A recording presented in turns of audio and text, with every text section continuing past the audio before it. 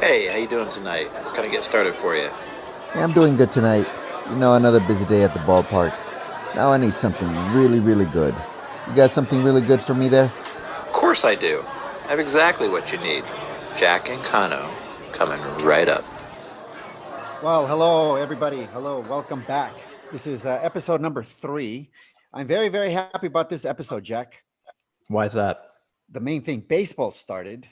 Oh, well, We're that's true. very, very happy about that. The best sport in the world. Well, fans are allowed back in the games, and that's lovely. That's wonderful. Yeah, we're seeing that all over the league. It's pretty amazing to see people in the stands and not just cardboard cutouts. Exactly. And then the best thing for us and is bobbleheads. The Yeah. giveaways have started again in the last few days. You see other teams, minor league teams, some major league teams starting to release some of that, some of those giveaways, some of those promotional schedules on their Yep. website or on Twitter and stuff like that. So little by little, it's coming back. That feeling's coming back. How are you feeling about that? Yeah, I mean, it was great, seeing we're gonna talk to somebody here shortly about the first kind of real big bobblehead of the year, Mike Trout bobblehead that people have been waiting for seems like 2 years. over a year now, I guess. I mean, Yeah. because they've known about it for that much time, so that was cool to see that come out and see the excitement come back to the hobby. I know that he put up about 12 different RASs for that trout, and they all filled out, and they'll filled out very, very fast. So Quick. people are ready. They've made space. They've had enough time to dust their shelves. Jack, let's go ahead before we get into who I'm pretty sure people have figured out is here. Let's give them a quick recap for those that missed episode 2. What's a little something that they missed? Yeah. So, last week we talked about, we talked to one of the other admins, Mobaz, Mr. Mohammed Bazrouk, and we talked to him about drop shipping and, how that all works and all the work that he puts into that. So if you're ever interested in how that all goes down, go check that out. And then most importantly, we talked about Autism Awareness Month. It is April now. So we are in Autism Awareness Month. You'll probably notice that on the page, on the banner, and that Mo has been, starting to run fundraising on the page for that we will be donating to the autism awareness. We had some big winners already. Oh, I yeah. think Robert Valkovich won a $800 gift card to fly to go see our guest. I think maybe that might be where he's headed. So that'll be. We'll talk to our guest about that here soon. And it is developing, and the way that it is developing, I was like, my goodness, for the line of work that I do, for those that don't know, my line of work is very, very tough, almost impossible to have some time off in July and August. It's a summer job. Right. I have a feeling I may take some points on this one just so I can go ahead and meet up with these guys, because this shit is going to be bananas. It's going to be so dope. So I mean, that's pretty much what happened last week. Go check it out. But really, let's move on to one of our other favorite admins on the page. And I don't really want to really introduce him. I'm being a Rays fan. I'm still hurt by. I mean, every time I see him, it's like got this ugly blue hat on, the logo. It kills me every time. So why don't you take this one, Roberto? You know what, Jack? That's a very good point. I totally forgot your team was, that lost in the World Series last year. So, however, Jack, you forget that I'm a Giants fan. I have True. to face this dude, and I have to hear about these rivalry every single year, about 20 games a year. So I'm not going to introduce him. I can't do that. I guess we're just going to have him introduce himself. So yeah, go for it. 1, 2, 3, go.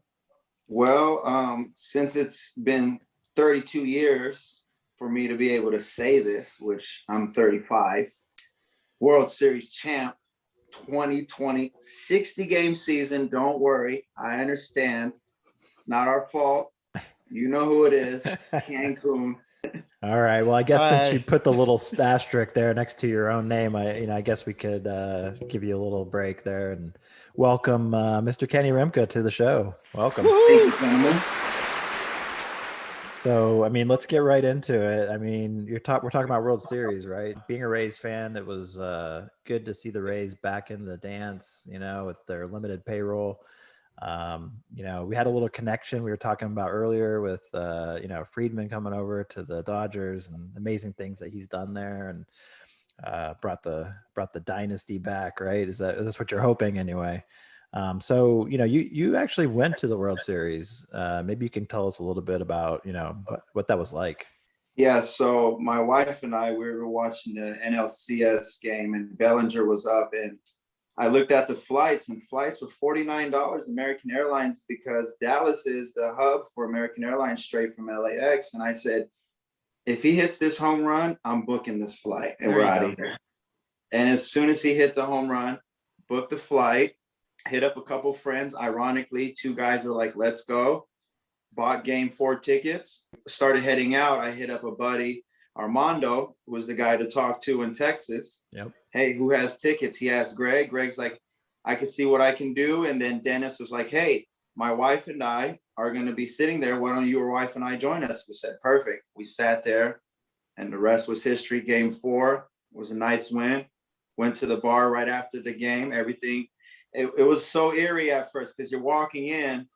When I went to the World Series in 2017, you got Dodger Stadium packed, standing room packed, everywhere, everybody. The energy is so loud, but you're literally going into like a stadium right before first pitch for the World Series and feeling like it's batting practice. And you have people wearing masks. And when you go to the food line, there's no one there. You go to the bathroom, there's no lines. And it's like, selfishly speaking, it was amazing. But at the same time, we're like, this feels so weird. Never in the history of time have you been to a World Series where it was this empty. Yeah, so after that, we happened to win. We had a great time. The next day, we went with my buddies, and game 4 was probably the roller coaster of emotions that I've never experienced in my life. You'll never forget about it either. Never. Nope. And I think it was 99.9% chance for us to win that game. And Kenley, I just have PTSD with that guy. And for some reason, you see the pitch, error, he slides. I see Randy fall. I said, yes, he's out. We're okay. He slides back. He hits the home plate. And here comes my bar admins. My best friends are just hitting me up with all these messages of laughing faces. Crazy. Shout out to Angel Gonzalez. Shoots me nothing but laughing faces. And speaking of Mike Trout, the guy that's never won one playoff game, not his fault. He messages me right away. And I'm like, great guys to have in your circle. Got a chance to go to a World Series game too. So I was looking forward to your experience and everything that you were going to encounter. So you telling us this story, I mean, it's just great, especially in a special game that is different from any other. Yeah. So the next day I had no tickets. I didn't purchase any tickets. My family was visiting from, they stay outside in Killeen, where the Army base. My dad being a former Army retired vet, he just bought a house right outside of there. So they came to visit.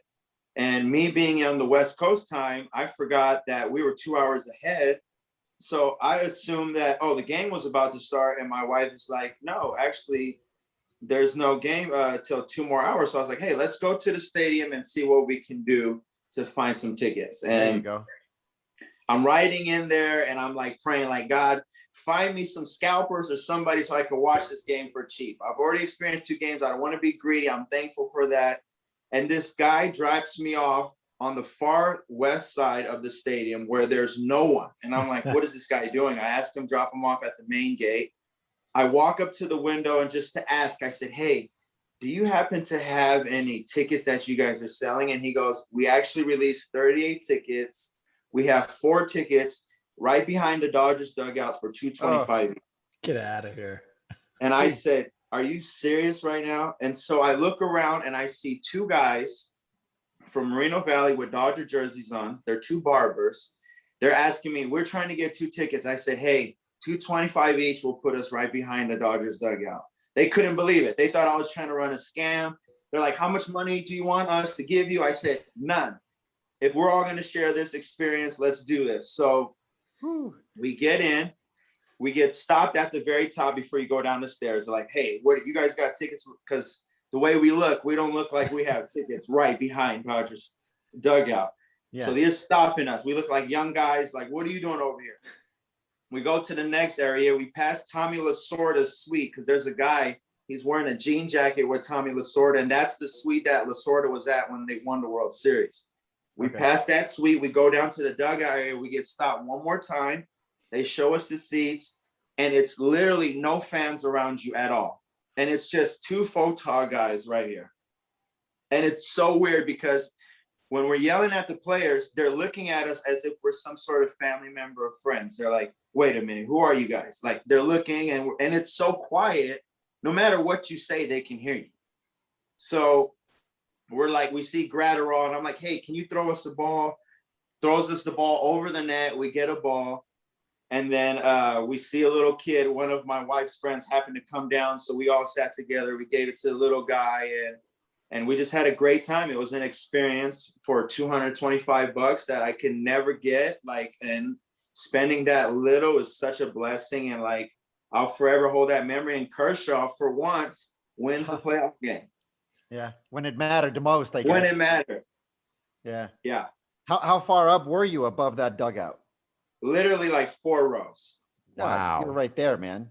Yeah. And it was all spaced out because of COVID, and you have everybody spaced in a distance, and you had various different restaurants, bars. The Rangers, the VIP section area is amazing. The food is amazing there. The restaurant is amazing. The bars are amazing. The people in Texas are so friendly. It's the Southern hospitality that you don't really experience at Dodger Stadium, let's just say. And people forget, or people may not know, that the Ranger Stadium, I forget what the official name of it is. It's a brand new stadium. Yep. It was supposed to debut last year, Yeah. and it never opened up because of COVID. So they did the World Series there as the main site. So you got to see and you got to experience this brand new stadium, like you said, the VIP areas, especially around there by the expensive seats. So that's pretty dope, man. That's actually pretty good. The one thing that I can tell from my World Series experience, I've been to a couple of games. I was at Game 5 of the 2014 World Series when Bumgarner threw the complete game against the Royals. And I think that this is the very first time in my adult life that I went to a baseball game without using the bathroom. Mm. And I was drinking. I mean, I was having fun. I was talking so much shit. But I mean, it was that's why I talk about the experience. And because it's something that you'll never forget, regardless of what the outcome of the game was. You know, and another difference too, Kenny, you said that for you, it was just like you go straight in. There's not a lot of people there. From the moment I got through the main gate, I remember for this last game, it took me 40 minutes to get to my seats. 40 minutes. Because everybody's in there and everybody wants to see what the stadium looks like during the World Series game. So I'm glad that you had a lot of fun, and I'm glad that that you were able to share this with us. And I remember right before you went to the World Series, there was a post on the page, and everyone was telling you go. Oh, and actually that was for Jack. That was for Jack when we were trying to send Jack to the World Series. Yeah. And everyone's telling Jack, it's an experience. You gotta go. You gotta go. So I'm glad that at least you got to see it. If Jack would have gone, he would have hated that shit. He would have had to take that long ass flight home. That would not have been good. That would have been But miserable. let me tell you one thing, man. The Rays fans were the most classiest fans I've probably ever met in my life. They're so polite. They're so respectful. Like even when we lost that game, you can see the anger in Dodger fans, and they weren't mocking. They were just. I was like, you can't. There's no way that you can hate a Rays fan at that game, and not from top to bottom. Like that was a great team to play in the World Series. Where I'm always on edge when you go to Dodger games of confrontation and issues, and the way that they were like, I tip my hat off to Tampa's fan base for sure. Yeah, I mean, that's good to hear. I mean, I agree. I mean, I've been going to Rays games for a long time, and there's certain teams, and I won't name which teams they are, but the fans are pretty boisterous, and they can try to start fights. And I'm not going to say I've never seen a Rays fan get into it with people, but I think you're right, and I think for a Rays fan to be in the World Series, it's so unexpected. They're just thankful to be there. It's like, even if we don't win, it's like, oh, we made it though. And they put teams together, man. I mean, they from when they went, I think, when was it? 2008 when they played the Phillies. A whole bunch of people. They're like, okay, who are these people? And for them to be in the division that they're in, and to still come out on top when the wild card started, The wild Yeah. card has produced so many champions that, hey, I can't hate on the wild card. And the only player that I can think off the top of my head that I was feared to see at the plate besides Daniel Murphy, because he used to give Kershaw nightmares, is Rosarena, man.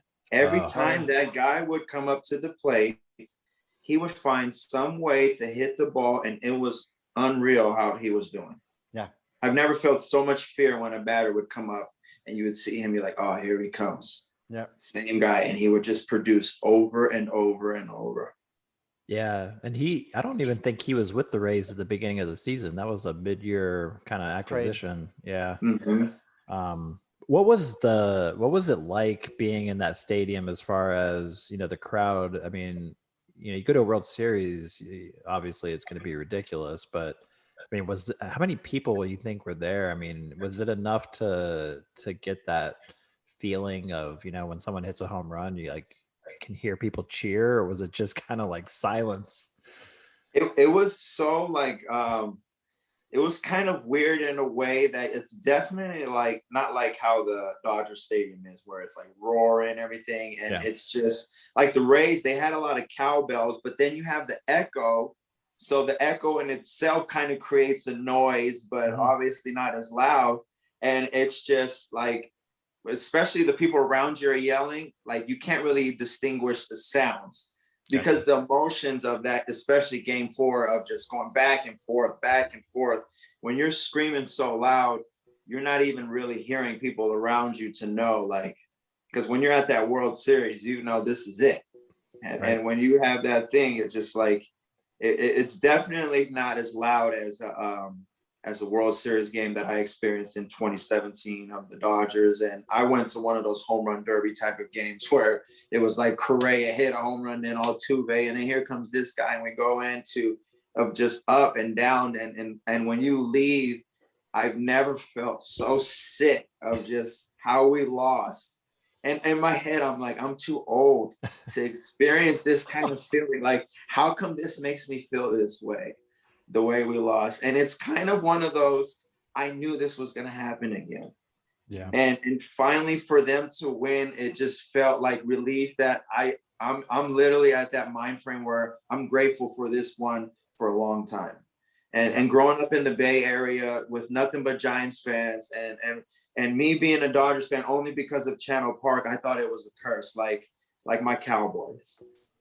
And I'm like, here we go. This team is never going to win it. Kershaw is the Tony Romo of baseball. And for it to happen, even on a 60-game season, I'll accept it, but I'm hoping for that back-to-back. So there's no more of that 60-game hate and maybe experience the Roberto's taste of 3 all on the even years. But I won't be greedy. I'll take one. So you brought up something that's really interesting to me that I wanted to kind of dig in on that a little bit. Being in that area, the Bay Area, how do you choose a team? Like, how do you choose the Dodgers over the Giants or, Angels? I mean, there's so many teams in that direct area. Like, how do you end up a Dodgers fan?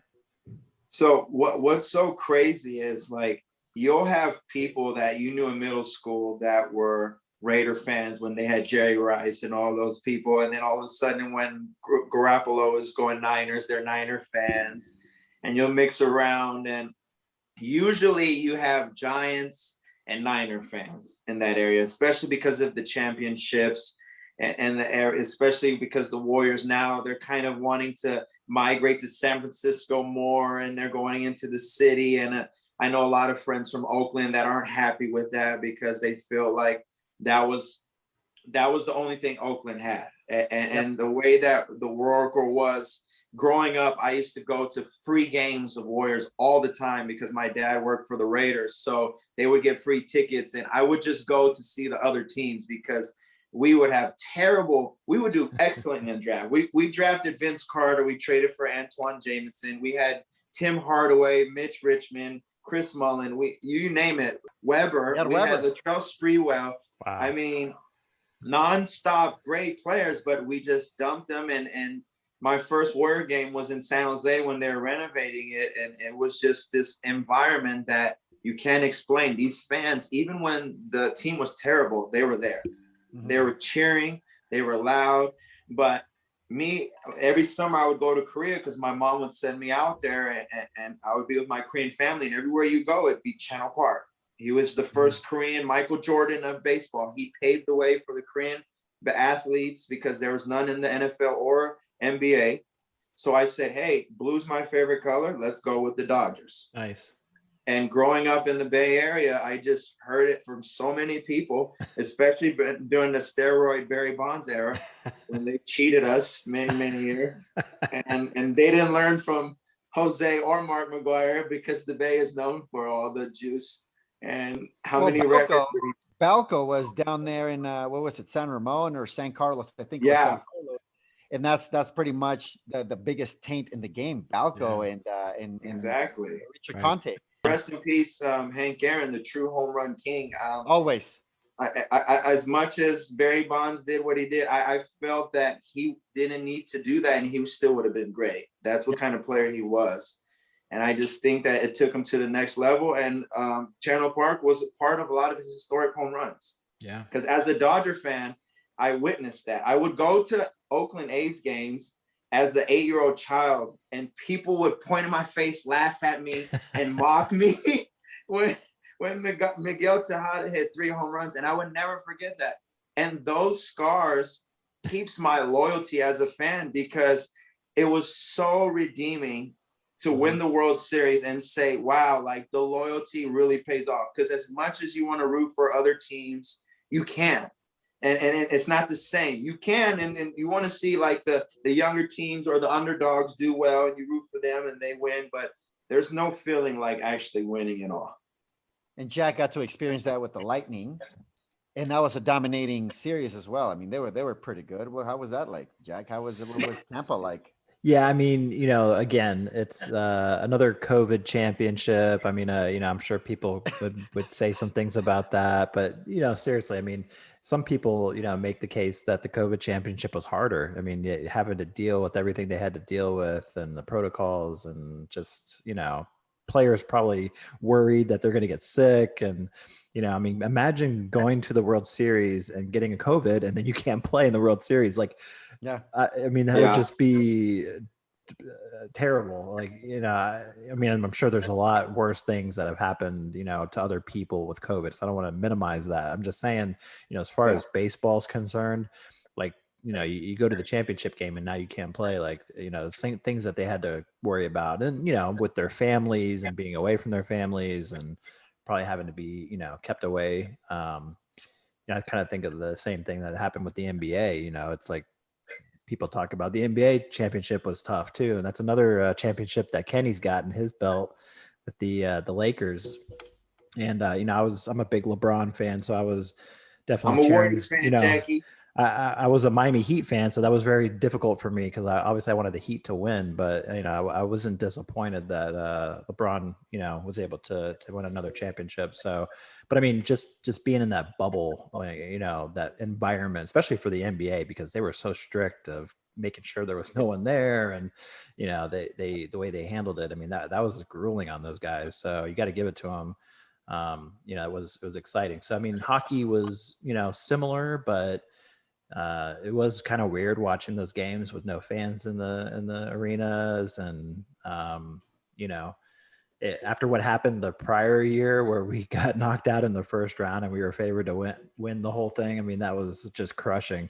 So it was some redemption, and it was kind of nice, for Tampa, obviously, but and then with the Rays making the ALCS and going to the World Series, and then you had the Bucks and what they did this year.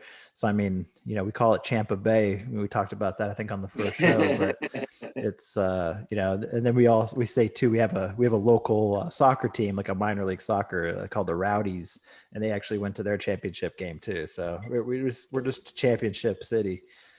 Look at this guy just throwing everything in our face. Holy shit. I just had a simple question, Jack. My goodness. You didn't want to hear about all that? As much as a lot of people think that I'm a Lakers fan because I live in LA. Right. And but actually, truth be told, I am a Warriors fan. Oh, I nice. grew up in Bay Area. I have millions of pictures as proof, just in case, because a lot of people always ask, "Oh, you got pictures?" Yeah. And I even have pictures at Clippers and Lakers games with Warriors gear on with the wife. But my wife grew up a Lakers fan. Obviously, she's from LA, so there's no animosity for Lakers, and I have love for the Lakers. And some people they can see me living in LA, being a Dodger fan because of Channel Park. They would assume I'm a Lakers fan, but Right. I am a Warriors fan. That's one thing I have to admit, that I will always be and I will always stay a Warriors fan. Steph Curry and the Splash Brothers, right? Yeah. Kenny's my best friend now, just so you know, Jack. You a Warriors fan too? I have to, man. Anything from the Bay. Yeah. Anything from the Bay. Giants, obviously, rock the Giants gear every day if I could. Then you Right. got the Niners. KMEL. Well, I worked for the opposite station. I worked for the opposite Wow. station for a long, long time. What But about when they went to 107.7? They were at 107.7 and then they went See? to 94.9. Yeah. So Nice. yeah, Giants, Niners. I've been to a couple Warriors games. Some people may not know about this, and some people may not like it. But I don't follow basketball, or at least I'm not in love with basketball a ton. Yeah. Something like the championship game tonight, or playoffs, or a really well advertised game matchup between two good teams is obviously nice to watch. But and then hockey. San Francisco doesn't have a hockey team, a professional hockey team. We had the Spiders, back in the 90s.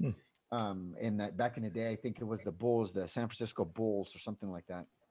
But anyways, Sharks, but the Sharks, man, what a disappointment they are every time they get in the playoffs. Good team during the regular season, and then afterwards they just can't, they can't put it together. But anything Bay, man, if you've been around the Bay, if you've lived around the Bay, it's all about having that pride for the area and stuff like that. So at the end of the day, you do want to see the local team win, because at the end of the day, you are a sports fan before you are that area's or that city's fan. That's what I think. Yep. Cheers to that, guys. Woohoo. I agree. What about Major League Soccer? Maybe you're not a fan necessarily where you're watching all the games or whatever, but would you be pulling for the LA Galaxy by chance? Yes. Yeah. So, I played soccer my entire life up through college, and not in college because Florida State didn't have a soccer program there. But I was always into soccer, and I actually ended up, the only time I've ever been out to California is I came out there for the Galaxy's championship game. Might have been around like 2016, 2017. Whatever year it was that Beckham and Donovan, it was like their last run. Robbie Keane, and it was a situation like Kenny, it wasn't COVID or anything, and there was a packed stadium, but somehow I ended up with seat, and I was just by myself, and I flew out to LA, drove to the stadium by myself. I had a seat on the field. Actually, they had like 2 rows of like special seats on the field, and I got to sit right on the field and watch that whole game, watch LA win the championship. And then after the game was over, I had these special passes just because we're sitting on the field, but I'm watching these people, and I'm like, I just started following these people, and I walked into the back, and I'm like standing there like by the locker room, and no one says anything, and I'm just standing there like I belong there. I got my LA Galaxy stuff on, and here comes Beckham with his family, his kids and stuff, and I'm like, hey, David, hey, let me see that medal, dude. No, but I mean, seriously, it was crazy. And I'm like, ended up walking out like through some of the loading docks or something. I'm like, I can't believe people didn't say anything to me. But I remember when the LA Galaxy won that, and when Robbie Keane from Ireland. Yeah. They had a great team, and Donovan, man, he was the stud, because I went to couple of their bobblehead games that they had, and Carson right there is down the street because I'm in Redondo, and that was nice, man. I wish I would have known. I would have definitely been on the field with you. We would have been in there together. If only we would have known each other then. That's crazy. But I'd love to come back to California. I loved it out there for the couple days I spent there, and so I'd love to come back. Yeah. And Roberto will come down here too. I'll come stay. Yeah, let's do it up, man. No, we're due for sure. If not in LA with my orange hat, then we'll hit up Vegas. Now, Kenny, you bring up something good. You talked about being in LA, and we've talked about how you got the first bobblehead of the year, which is the Mike Trout bobblehead. What areas do you cover? But before you get into that, how is it that not necessarily how did you get into bobbleheads? We all have somewhat of a similar story. What has the hobby done or meant for you? But something has kept you in there. What was it for you? Yeah, so when I started, I actually went, so I moved out of here after college from San Diego State. I transferred to Long Beach State for my last year to be with my wife, and things moved kind of fast, and I ended up living out here. And my dream was always go to Dodger Stadium, and I've never been to it, and I've always wanted to check it out. And so she ended up working for a capital firm, and she had free tickets. So we went versus the Cubs. And the next game after that, we went to a Brad Penny bobblehead game. And I said, hey, this is actually really cool. Like, this thing's giving out, and I have an extra one. Like, let's see what it's worth. So let me search online what this thing's worth. And I found out on eBay, hey, they're selling bobbleheads. So then I started to search into it. I went into a rabbit hole and just started thinking, what is this thing about bobbleheads? And I found this Yuku page where everybody was trading, and they were just, this was before Facebook, before the value of like, oh, but this is 80 and this is 20. You could literally meet guys like Chris Hurst from Cincinnati and Yeah. Rob from San Francisco. And I would literally drive to San Francisco, go to a bobblehead game, trade 1-for-1, no matter what the value was, and just say, I started growing my collection. And that was probably the worst idea, because I started having the most cheapest bobbleheads. And my wife was like, what are you doing? You're just collecting toys. You're taking up all this space. And that's when I said, okay, let me see what the Dodgers do so I can just stick to Dodgers bobbleheads only. And it just started growing from there. And then I just started meeting, like Mo, I probably met over 10 years ago, and he had all the Arizona bobbleheads, and I would just trade with him, and he would be one of the easiest trades. And I remember Armando first joined the page, and he did a whole Rangers of Pudge and all these bobbleheads, and he sent it in the styrofoam, a very interesting packaging. No bubble wrap, but it was like styrofoam now where they couldn't even move. So like we just started developing these relationships. And then Nick has this idea of creating this page, and he's like, hey, you want to be an admin? And I'm a type of guy that likes to be neutral with everybody. I like to create relationships, and everybody scratches my back, I scratch your back. And being admins and other pages, you can see there's issue and conflict. And I was like, I'm not sure I want to be a part of it, but it's been one of the best things that's happened. And for him to introduce me to it, like, I'm grateful for all the guys, and even through family tragedies and issues that I have, like, I always know I can rely on these guys as support. And it's so much bigger than bobbleheads, especially after COVID. And you see like us having non-SGAs, how do we adapt, and what do we do? And Jack had me hooked on these brakes and 16x20s and the helmets and things that I never even thought to dive into. And there's so many different avenues. And this world is starting to shift into a world where you have to provide service, you have to do online, and there's no more of those 9-to-5s where you can go and have a pension and retirement. And times are changing, and COVID is changing a lot of environments. So we have to adapt, and to see this page grow and adapt, and see all these members with different points of views from different areas to combine together and to gel like this is like truly a blessing to be a part of. You know, talking about bobbleheads, I mean, we talked about Trout. I got Trout right in front of me. So I'm in Florida, and you realize I have this Trout bobblehead in my hand. Today's Monday. So this is how quickly Kenny got this out to me after I won one of his Razzes for this Trout bobblehead. So it was real interested to see this. I've seen pictures online, you know, during the pandemic. I think one or two popped up, and people are like, where did that come from? Fall off a truck or something, right? That was probably the first SGA game you've been to since COVID started, right? Yeah, for sure. You know, how was it at this game as far as, getting into the game, the fans, the atmosphere. I mean, you have something to compare it to because you're at the World Series, but this is, a little different. We're kind of coming towards the end of COVID. Probably people are vaccinated. Some people are vaccinated. It's so it should be interesting to see or to hear from you, kind of how your experience was at this first game. And it was also opening weekend. Right. It was also opening weekend. So there's a lot more people out with a lot more purpose. It's like, hey, baseball started. Baseball has been gone for over a year. In Texas, I think more because of the geographical location that they're not next to Dodgers. So a lot of fans weren't going there early and the lines weren't setting or anything. But when I pulled up to Angels Stadium, there was lines. And I noticed that majority of the fans were more lenient because of Orange County being more conservative based, like they had masks down, and it kind of felt more normal until when you walk through the stadium and you go in, you get your bobblehead and you walk to the seat, you have all the zip ties on the seats to prevent other people's, and they have specific pods. And the thing about it was you had to order all your food on your phone online, and then you go pick it up rather than being able to order right there. Okay. When it came to parking, usually Angels take cash and they have a lot of cash there. It was completely cashless. They took the card to swipe.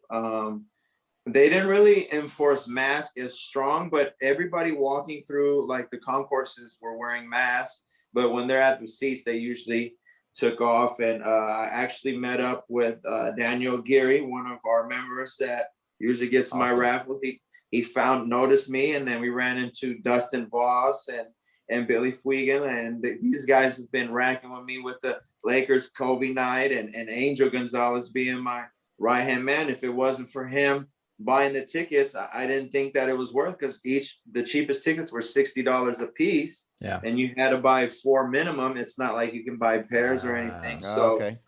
Yeah, so we wasted a ticket, but they gave you the bobblehead. And the thing that's nice about Angel Stadium is you can come with 4 tickets and scan them all and get extras.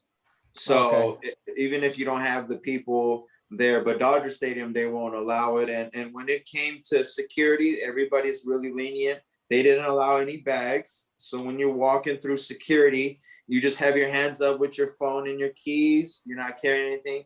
Of course, we had bags in our back pocket.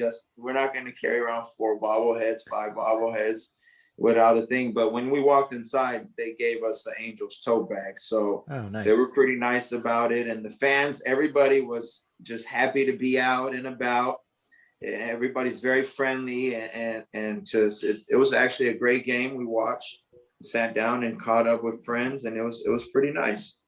That's pretty good. Yeah. And I was actually kind of curious about the whole bag situation, because obviously as collectors, we know, hey, we'll find a way to get our stuff out. But once we have the bags full of those bobbleheads, did security say anything? Did you guys get any specific looks? Because now you have a bag full of stuff in there.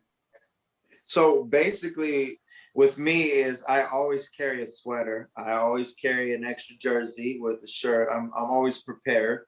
Yeah. And I just cover the bag, and I keep in a distance around the corner where there's no action. There's no people that are walking, and they weren't allowing in and outs. They were being very strict about that. They were not allowing hard copy tickets unless you're a season ticket holder.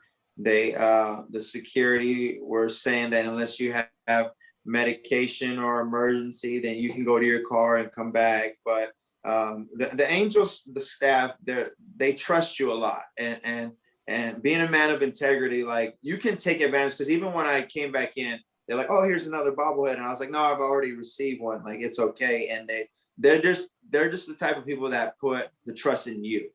Yeah. And it's different in Dodger Stadium. The environment, like the security at Angel Stadium, is so lenient. It's nice. They hire various different forms of people in different spectrums. They're not biased. There's seniors, there's handicapped, there's so many different things. And that's one thing I can speak highly of, is Angel Stadium is truly like an experience. I would recommend coming to Southern California to go to their ballpark, experience their crowd, experience their food, their people. It's truly a different experience than being at Dodger Stadium. And being a Dodgers fan myself, as much as it hurts me, If you're an away fan, do not sit in left field pavilion because you will not enjoy it. Here's another thing that comes up as you talk about this. Do you think that Angel Stadium in this case, because that's what we're talking about, do you think that is because there's less collectors there compared to a stadium like Dodger Stadium, to where there's dozens and dozens of collectors? Do you think that in one way or another they get in each other's way and eventually mess it up from a security standpoint for the other collector who's also trying to rack? So you know what I think it is it's the demographic. It's more of like Orange County is more of this laid back, chill environment, while LA is this hustle environment. And at the same time, the Dodgers produce like 50 bobbleheads a year, give or take. You know what I mean? And Angels will do 3, 2 of them are Trouts, and maybe one's Ohtani. So the amount of bobbleheads being given away, also the hustle mentality, and Dodgers having a so much more larger fan base, especially buddies in Brooklyn. Shout out to Colin Tambakis, because family is bloodline Brooklyn Dodgers. So you have a larger demographic. Then maybe you have some Bostonians like Mookie that are coming in, and we're just one of this Hollywood type of teams that people like to enjoy. So versus Angels, they don't have such a large fan base. So the demand for bobbleheads for Dodgers are so much more higher. So therefore they produce so much more, and they create a system where you're like, hey, when I can sell this and go to the game for free, why not do it? And when you have LA, when you go to the Garment District, when you go to Alvarado Street with all the markets and all these different things set up, you understand it's just like New York where everybody's hustling. So if there's an opportunity to make money, and you know what's so funny is I will be at games sometimes and I'll sit there and hustle or ask different people, and you'll see other people analyze you, or the people you ask sit back and reflect and say, why don't I do this as well? Yeah. And then they ask me, what is this for? Or what is this situation happen? I'm like, oh, it's for a bobblehead page. You introduce the page, and you know how that goes. Once you click your first bobblehead, it opens up this rabbit hole of an addiction, and we all come together. We share all of our addictions. We hide it from our wives or our significant others, and it just turns into, how did I end up like this? And then our friends we grew up with, it's hard to explain to them that, hey, this is not toys. This is actually valuable. This is something we receive at the game, and it's exclusive. Right. And if they don't get it, shit, I can get theirs too. Just let me have it. Exactly. Then. Just come with me to the game. And you know, Forever Collectibles, they're just hurting our pockets as Dodger fans as it is. Joe Biden, please send us a couple more stimmies so we can do How many, we don't really talk about those dudes, nothing against them. It's just, we'd rather not. But how many have they made now? I literally just took a picture of what I needed, and it's including the mini set is 15. I just hopped on. So I was like, okay, this fad is going on. I need to catch up on these bobbleheads that I'm missing out on. Yeah. I go to buy the Tommy Lasorda. I'm taking my time. I'm logging in my PayPal. It's redirecting me back and forth, and I'm just logging in like, okay, let's buy it. As soon as I buy it, it says sold out. It was 3 minutes. I said, are you kidding me right now? Like 3 minutes for this bobblehead to sell out. So then I start to research, and you just start to see, I think there's at least 15 that I need right now, just World Series alone. And that's not including the plain generic one where they're holding the trophy. And Foco knows that the Dodgers love bobbleheads. That's one thing about us. We will continuously and forever produce bobbleheads. Since 2002, with the Tommy and the Valenzuela and all these bobbleheads that we created, you can see it. And that's what's going on right now. Is just every Tuesday, they're dropping at 8 a.m. They're selling out in 3 minutes and 4 minutes. And you'll see some on eBay, but bobblehead collectors, one thing about Dodgers, if I go to a different pages, and you will see these guys have shrines of every single Dodgers bobblehead. And it's one of the most passionate fan base when it comes to memorabilia, when it comes to being completionists. and they just love their bobbleheads. They love their skulls. They love their Dodgers out here. And one thing about it, even though I see sometimes fans being harassed in left field pavilion, and I'm just thankful I'm on this side. This is not it, man. Who knows how many the Dodgers are going to release for SGAs, for special events, for anything like that. Let's just say in a year like this one, between 5 and 10, because they did win the championship, right? Those are going to be the SGAs, so the ones that the actual team is going to release, the sponsored ones. Then you have the bobbleheads of the month. Okay. And that is going to be ballpark between 4 and 5. Where as a bobblehead collector, where I have an issue, and this is going to be a very good warning towards the Dodger fans and the ones that are collecting all these bobbleheads, is that what Foco is doing is they are taking every memorable moment from the World Series run, from the playoff run, from the World Series run, every single memorable pose, every single memorable moment that happened with the team, with just about every single player. So what room is that going to leave for the creative team from the Dodgers, which already, at times gets criticized by the collectors for not being creative enough?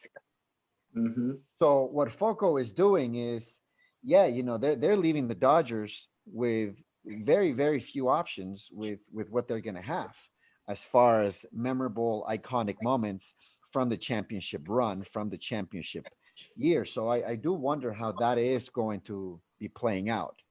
There's going to be a lot more bobbleheads that are going to be coming out that are championship related stories. And earlier I told you guys in the chat, kidding around, shit, I don't want my team winning, because now I have to collect another 25, 30. It's a little bit different. Like you were saying, Kenny, you have to wake up or get up at a certain time to get these, but everyone's trying to get them just like me 4 minutes later. What happened?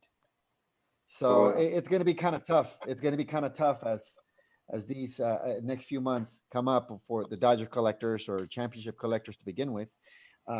Tampa Bay, too, right, Jack? How many did they release? Well, for championship, for the run? Bucks, I mean, I was talking to Kenny about that. I'm like, there's no way I could collect all of those. I mean, it's just, I don't have the room for them, but it's just, the cost of collecting them is just astronomical, because they put out a set of like 15, and then they got, like you said, the minis, and, and then they start coming out with, they trickle out other ones. So they came out with this Anton Whitfield, he's the cornerback that put the little peace sign up to, Tyreek, and getting some payback from the prior game, that they played in the regular season where Tyreek did that to him. And so Foco came out with that bobble, but it's, they didn't obviously put the peace sign. They didn't, I guess that would be disrespectful or something, but they, he had like one finger up. He's a good player, right? But he's not like Mike Evans. It's not Tom Brady. It's not Rob Gronkowski. And, but I'm thinking, talk to my friend Roberto, maybe he can customize this for me. And I'm like, so I go back and I'm like, I'm gonna buy one of these. I check, you put in a number, you could find out how many they have left. They had 4 of them left, and I'm like, for Anton Whitfield, like, what is going on? Like, this is Bucks. Like, Bucks fans are pretty cheap, and I'm saying that because I'm a Bucks fan, right? As far as like memorabilia and stuff goes, I mean, we're not used to it, so it's just amazing, that they're capitalizing on that. And, they're a business, right? They're making money. Correct. Yeah, you can see even like every World Series team, like let's say the Royals, when they won and they released all their World Series, the Salvador Perez, the Moustakas with the rail, and then even when the Giants won the World Series and the Cubs, remember the final out bobbleheads, and every team that starts to come, here comes the World Series. But I think with Forever Collectibles, what they realized was, hey, the Dodgers haven't done any SGAs on this. Let's be the first to pump these out. Let's create this limited number, and that it's going to sell. And that's what they're doing, is capitalizing first, because they're the first ones in the door to provide that bobblehead that everybody's been yearning for 32 years. And I feel that if we win a couple of more or another one, it won't be as high and as in demanded as the first one, because it's been so long. Right. But who knows, with the fan base being so large, we can only see. It'll be different, Kenny. It'll be different. I know that when the Giants won in 2010, it was, oh my goodness, it's been, 50 years, Yeah. 58 years, 52 years, whatever it was, since they had won. So obviously it's very, very special. You waiting, and then, in a lifetime, you've never seen it up until that point. It's very, very special. So the next one comes around, it's like, all right, what's going to be different about this one?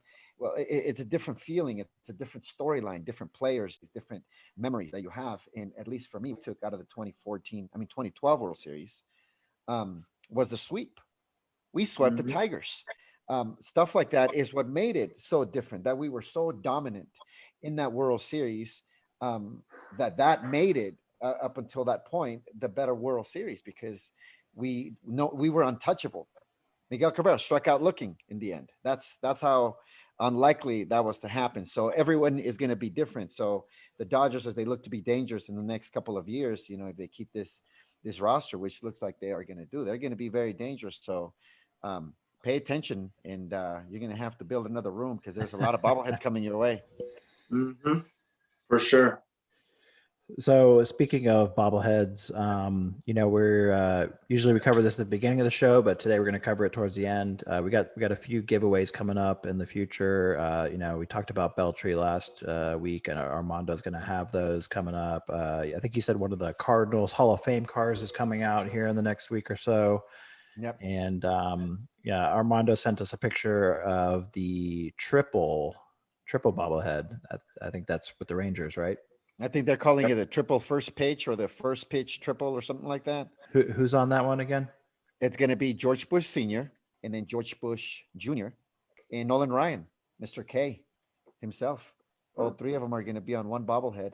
And actually, that's going to be pretty cool, because the Bushes they're very much known for throwing out the first pitch for Texas Rangers games. Yeah. Junior, when he was president, he threw out the first pitch after 9/11, Right. which was just iconic. Yep. Itself. He went up on the mound, and he just, like a boss, like, yeah, take this shit right down the middle, strike three, full. So I think this one's going to be pretty good, especially for the people down there in Texas who have gotten to experience these first pitches from these three fine gentlemen. I'm pretty sure it's going to be something that will be very, very popular. And as you guys know, our own Armando is going to have those bobbleheads, so make sure you hit him up. And I'm sure that he's also going to have bobblehead specials, or at least pricing specials for the people that listen, and for the ones that watch this show on YouTube. So I think that is a perfect time, Mr. Kenny, for you to go ahead and maybe do the same. What do you think? Yeah. So if you guys need anything out here when it comes to the Dodgers or the Angels, I'm definitely going to have all the Quakes. Send me a PM and I will take care of you out here. I don't know if the 66ers are going to be doing anything else, but usually mostly everything in Southern California will have locked down. And especially if you're a member of the bar, send me a PM. I'll take care of you. I know that people in San Diego are going to be very excited to hear that, because with that team that they have down there, there's going to be some pretty nice little bobbleheads coming out, especially Tatis, that rising star. His bobbleheads are going to be very, very popular and very, very valuable. Speaking of stars, Otani, I think you said that it's coming up on the 16th. That's the cycle bobble that he's going to be like on a unicycle. I think I saw the picture of that. So I'm sure you'll have those, Kenny. And Otani had quite a game the other night. I guess he's okay, which is good, right? I mean, but what was his first up to bat, first pitch? He hit a home run, and he was several pitches over 100 miles an hour. I mean, the guy's unbelievable. And then he basically reenacted Game 4 of the World Series. Right. And everybody was holding their breath. Yeah. In two continents. April 16th, I think that's going to be the Otani. I should have those. So if you guys hit me up, send me a PM. I'll take care of you, especially if you tell me you listened it on this podcast. And we'll definitely give you a discount on that one as well. Nice. And for those that are kind of curious, do you still have some of those trouts left? Yes, sir. 45 shipped. Anybody that hears it on this podcast, send me a PM. You get one. 45 shipped. And we were going to touch on that earlier. We talked about how this is the first bobblehead, at least on the West Coast, and probably the first one at a Major League Baseball game so far. And you were there. tell us what you think. You guys have the bobblehead in front of you. I don't have it. Yeah. What do you guys think about the bobblehead? Let's go ahead and let's talk about it. Let's talk about what you like, what you don't like. Obviously, it is Mike Trout bobblehead, which is going to be on a lot of people's displays. What do you guys think? Let's get. I don't want to come up with a grade. I think it's silly to give bobbleheads or shit like this grades. That's just dumb. No. But let's go ahead and let's talk about this bobblehead so that for those that don't have it in front of them, hey, this may make up their mind whether they should get one through from Kenny or whether they should just kind of like hold off and just kind of see what happens. My as a customer, so to speak, because I got this bobble today actually, and we talked about some paint issues on it, but I think that's probably the company that makes them had some issues, I think, with some of the paint. But as far as the aesthetics of it, I mean, it looks like Trout to me, which, that's a big thing for me. I see a lot of these bobbles come out and it's like, that looks nothing like the player, right? So at least it looks like Mike Trout. And, as far as, this sitting on a shelf is going to look really good. He's holding the 3 trophies. I think that's kind of a cool pose. I don't know that I've really seen one similar to that. I could be wrong.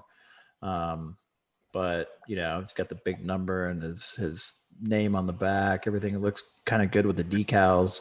Just some minor paint issues, which bobbleheads are never perfect to begin with. But if I had any critique on this, it would be probably a little bit of paint issues. We were talking about the box as well. I got the box here. They actually did a pretty good job with the box. As far as the graphics go, and looks pretty good. Nice printed box, no white box. It did come in a clamshell, which I think Kenny said they're starting to do now. But I think overall it's a pretty cool bobblehead. I like it. If you're a Mike Trout fan, you're definitely going to want it. Any bobblehead with a trophy, or in this case, a plaque or anything like that, there's always something extra special about it because he's not in a baseball play or a baseball pose. It's actually an accomplishment. So I think that it's actually pretty cool. And yeah, I've never seen one with 3 MVP trophies. It reminds me of the Gold Glove stacks. Right. But anyways, no, I like it. Pretty cool bobblehead. But Kenny, you were right there, man. You got to see a whole bunch of them. What do you think?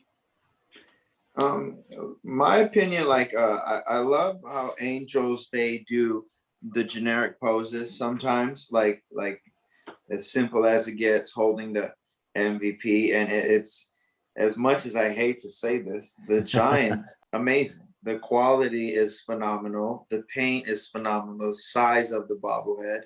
I wish the Dodgers would do AGP, but that being said, I can't even pinpoint anything more than what Jack said, because I agree with him 100%. The paint issue, but also all the little things, and to the T, Jack said everything that I thought.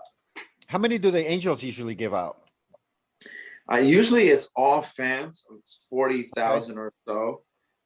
This time they originally had, I think, 9,000 fans, but I wasn't sure if they increased it to 11 or 16,000 this time. But when I went there, they had different people that never, not enough bobble. I mean, there was plenty of bobbleheads still left. So I don't know what they're going to do with the extras. Because I just wonder, I wonder if the paint issues come from rushing because they have so many to do. Mm-hmm. So that's kind of like where that question was coming from. And because they have the ones that they give away at the gates. They have the promotional ones that they send out in the mail to the season ticket holders. They have the ones for special events at minor league stadiums, in San Jose and Sacramento are each an hour away from San Francisco. So they have all these bunch of extra ones, but their product is actually pretty good. And I know that the companies are different from the Giants and the Angels, but I do wonder if rushing through all of this could just solve the problem, because when you have leaking paint, it's almost like a turnoff when it comes to the collecting. And if they can just solve that paint issue, I mean, shit, all of a sudden they would be right up there. Yeah, I mean, and this is not like unfamiliar territory for the Angels as well, because I've been going to plenty of Angel games for years, and there's always these minor defects on the face, and like sent to the group earlier on the chin, it looked like he just shaved a day later, and there's all the little marks on the chin, and it's like the ankle paint cracking on the back, and similar to the Dodgers with the BDA. There's some bobbleheads that will do great, but then there's other bobbleheads like the Urias with the cracked ankles and the cracked glasses, and it's like AGP though. I can't remember the last time I've seen an AGP bobblehead and said, "Man, this is terrible quality." Even Success is really solid as well. Like the paint is solid. There's no issues. There's no defects. Even with our Page bobbleheads, like our paint was like when you look at these Trouts and you look at our Page bobbleheads, you're like, who painted these? You had children painted one and adults painted the other. Like, I don't understand. Maybe I painted the angels and maybe Roberto painted the logos. I was gonna say too, like, one thing I noticed, like the decals, they use decals for the Angels logos and, his number and his name and everything, but the decals are like super clean, right? Decals are nice. Like they actually can read them. The logos look good. And as far as the one I have in my hand anyway, even the decals on the, on the trophies look pretty good as well. It's just some minor paint issues. And like you said, I mean, there's, obviously a couple, you're going to have a little issue on some of the, the mold on the chin there. And this one looks pretty good. But all in all, like I said, I mean, if it's sitting on your shelf, you're not probably going to notice that as much. And I think it's a cool bobblehead, something you'll definitely want. Yeah, I can vouch for this one. I like it. I think it's pretty cool. I think it's unique. Plaques definitely stand out. The red jersey, the red hat. I think it makes it stick out a little bit as well.